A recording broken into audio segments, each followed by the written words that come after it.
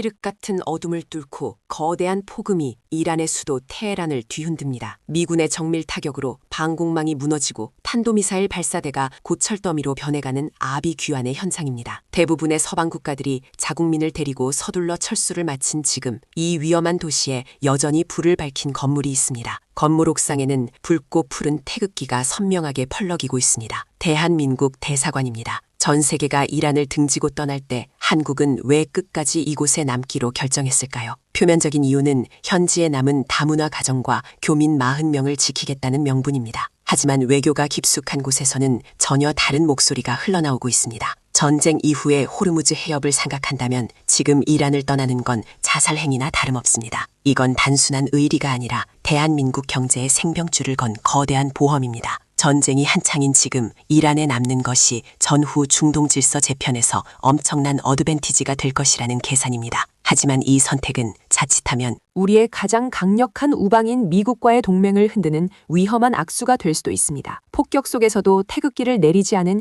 이 기묘한 버티기의 실체는 무엇일까요? 지금 테헤란의 거리는 정막 그 자체입니다. 한때 북적이던 각국 대사관 거리에는 이제 빈 건물들만 덩그러니 남았습니다. 미국과 영국 그리고 프랑스 같은 서방 국가들은 전쟁이 터지자마자 짐을 쌌습니다. 그런데 이 유령 도시 같은 곳에 끝까지 버티고 있는 나라가 딱 세 곳 있습니다. 대한민국과 일본 그리고 핀란드입니다. 특히 우리나라는 대사관 인력 10명 남짓을 그대로 현장에 남겨두는 파격적인 선택을 했습니다. 겉으로는 우리 교민 40명을 보호하겠다는 이유를 내세웠지만 속사정은 훨씬 복잡합니다. 지금 이란 앞바다인 호르무즈 해협의 상황을 보면 그 이유가 명확해집니다. 현재 호르무즈 해협은 거대한 주차장으로 변해버렸습니다. 이란이 해협을 봉쇄하면서 무려 3,000척이 넘는 선박들이 오지도 가지도 못한 채 발이 묶여 있습니다. 전 세계 원유 수송의 동맹이 꽉 막혀버린 셈입니다. 그런데 여기서 이란이 아주 묘한 메시지를 던지기 시작합니다. 미국과 이스라엘 배만 아니면 통과시켜줄 수도 있다는 겁니다. 이건 명백한 갈라치기 전략입니다. 미국과 그 동맹국들 사이를 벌려놓으려는 고도의 심리전인 거죠. 실제로 미군이 이란의 방공망 80%를 날려버리고 미사일 발사대 60%를 파괴했습니다. 군사적으로는 이란이 벼랑 끝에 몰린 것처럼 보입니다. 하지만 이란은 여전히 해협의 통제권을 쥐고 흔들고 있습니다. 우리 정도는 바로 이 지점에서 전후 어드밴티지라는 승부수를 던진 겁니다. 이란은 원래 고립된 나라라 힘들 때 곁에 남아준 국가를 절대 잊지 않는 특성이 있습니다. 전쟁이 끝나고 나면 이란 정부는 분명히 선을 그을 겁니다. 끝까지 남았던 나라와 가장 먼저 도망친 나라를 철저히 구분해서 대우할 거라는 뜻입니다. 이건 단순한 추측이 아닙니다. 사이드 쿠제치 주한 이란 대사가 최근 아주 의미심장한 말을 남겼습니다. 이란과 협의만 잘 된다면 한국 선박의 안전에는 아무런 문제가 없을 것이라고 말이죠. 대놓고 한국에게 우호적인 손짓을 보낸 겁니다. 우리 정부 입장에서는 이보다 더 달콤한 유혹이 없습니다. 만약 나중에 미국의 제재가 풀리고 이란 시장이 다시 열린다면 어떻게 될까요? 지금 이 위험을 감수하고 남은 한국 기업들이 다른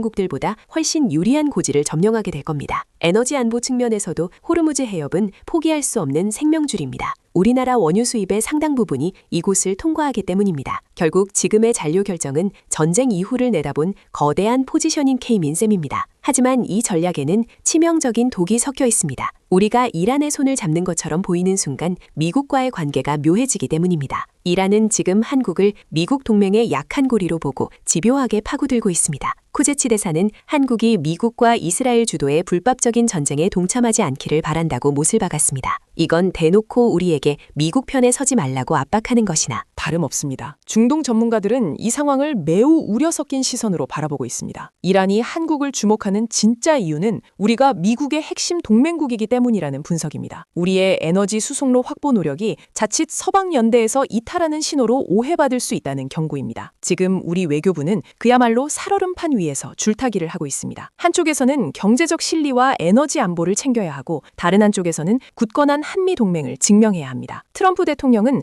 해협이 곧 개방될 것이라며 낙관적인 전망을 내놓고 있지만 현장의 분위기는 전혀 다릅니다. 전문가들은 이란이 적어도 몇 주 이상은 버틸 능력이 충분하다고 보고 있습니다. 전쟁이 길어지면 길어질수록 우리의 이 버티기 전략은 점점 더 무거운 짐이 될 수밖에 없습니다. 만약 이란의 계산대로 우리가 미국의 눈밖에 나기 시작한다면 그 후폭풍은 감당하기 어려울 정도일 겁니다. 반대로 전쟁이 예상보다 빨리 끝난다면 우리가 쌓아둔 이 명분은 엄청난 자산이 되겠죠. 지금 이 순간에도 테헤란 대사관의 외교관들은 폭음 소리를 들으며 밤을 지새우고 있습니다. 그들이 지키고 있는 것은 단순히 대사관 건물이나 태극기만이 아닙니다. 대한민국이 미래에 쥐게 될 중동의 주도권과 경제적 실리를 지키기 위한 처절한 사투를 벌이고 있는 겁니다. 하지만 이란의 전략은 생각보다 훨씬 더 교묘하고 집요합니다. 테헤란의 밤은 이제 더 이상 고요하지 않습니다. 창문이 덜덜 떨릴 정도의 진동이 대사관 집무실까지 매일같이 전해집니다. 이런 상황에서 대사관 직원들이 짐을 싸지 않는 건 사실 상식 밖의 일입니다. 하지만 서울의 외교부 본부와 테헤란 현지 사이에는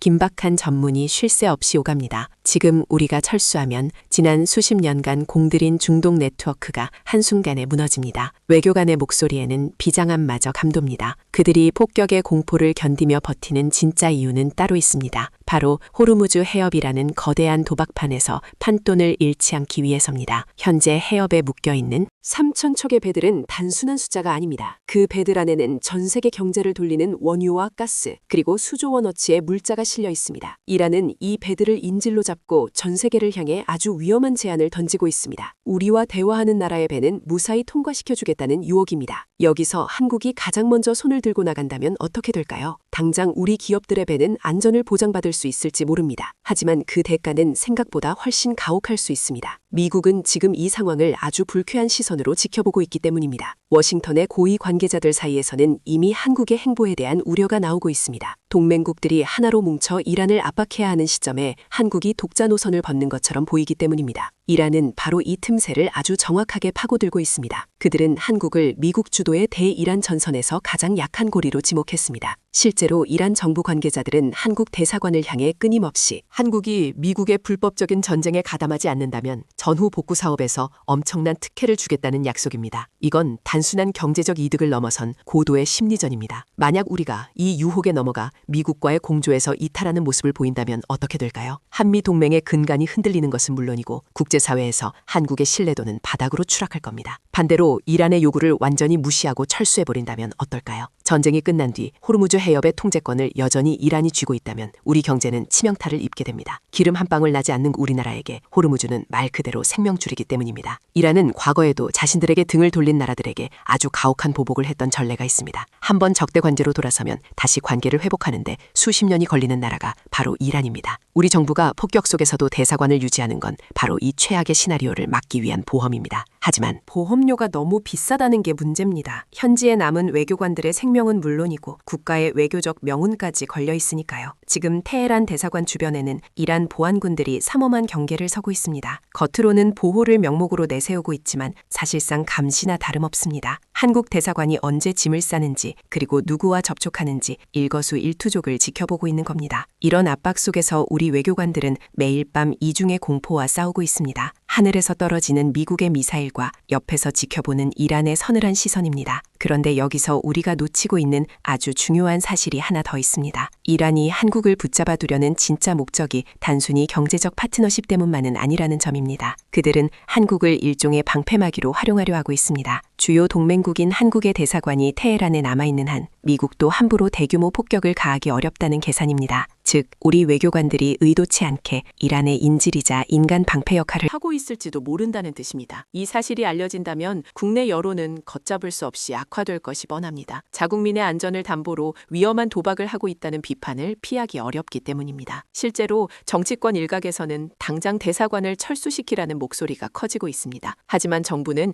여전히 묵묵부답으로 버티기 전략을 고수하고 있습니다. 그들이 보고 있는 것은 지금 당장의 폭격이 아니라 전쟁이 끝난 뒤의 세계 지도이기 때문입니다. 이란은 전 세계 천연가스 매장량 2위이자 원유 매장량 4위의 자원상국입니다. 전쟁으로 폐허가 된 이 땅이 다시 재건될 때 그 막대한 자본과 기회가 누구에게 돌아갈지는 지금 결정됩니다. 우리가 지금 이 위험을 무릅쓰고 남는다면 전후 이란 시장의 주인공이 될 수 있다는 희망입니다. 하지만 이 희망은 아주 위태로운 전제 위에 서 있습니다. 바로 미국이 우리의 이 독자적인 행동을 묵인해 줄 것인가 하는 점입니다. 트럼프 행정부는 동맹국들에게 미국에 확실한 충성을 요구하기로 유명합니다. 어설픈 양다리 외교는 오히려 양쪽 모두에게 버림받는 결과를 초래할 수 있습니다. 긴장감은 이제 정점을 향해 치닫고 있습니다. 이란은 이제 한국에게 최후 통첩에 가까운 요구를 하기 시작했습니다. 단순히 남는 것을 넘어 자신들의 입장을 국제사회에 대변해달라는 압박입니다. 이제 한국은 선택의 기로에 섰습니다. 실리를 위해 동맹을 배신할 것인가? 아니면 동맹을 위해 미래의 시장을 포기할 것인가? 그런데 이 긴박한 순간에 누구도 예상치 못한 충격적인 소식이 대사관으로 날아듭니다. 그 소식은